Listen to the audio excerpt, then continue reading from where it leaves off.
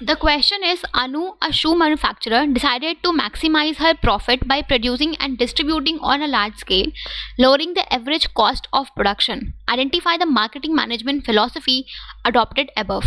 तो यहाँ पे आपका क्वेश्चन में गिवन है कि अनु, जो कि एक शू मैन्युफैक्चरर है, उसने डिसाइड किया कि वो अपने प्रॉफिट को मैक्सिमाइज करने के लिए लार्ज स्केल पे प्रोड्यूस करेगी और डिस्ट्रीब्यूट करेगी, ताकि जो उसका एवरेज कॉस्ट ऑफ प्रोडक्शन है वो कम हो सके, राइट, और प्रॉफिट मैक्सिमाइज हो सके। तो यहाँ पे कौन सी मार्केटिंग मैनेजमेंट फिलॉसफी को अनु ने अडॉप्ट किया है, आपको ये बताना है, राइट।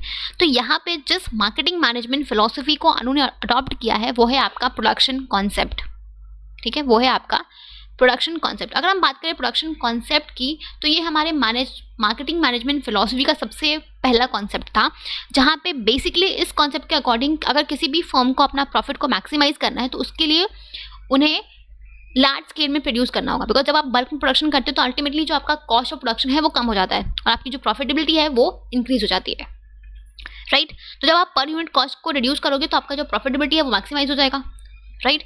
तो इस कॉन्सेप्ट का मेन एम था कि बेसिकली हमें लार्ज स्केल पे गुड्स को बनाना है। बिकॉज अल्टीमेटली उस टाइम पे क्या था, इनिशियल स्टेज में जब हमारा जो मार्केटिंग मैनेजमेंट था वो उतना डेवलप नहीं था, चीज़ें उतनी डेवलप नहीं थी, तो उस टाइम पे जो लोग क्या करते थे, जो भी सेलर्स थे, जो भी मार्केट था वो बेसिकली सेलर ओरिएंटेड था, राइट। जो भी प्रोड्यूसर्स ने बनाया कस्टमर्स वही गुड्स को परचेज करते थे, राइट।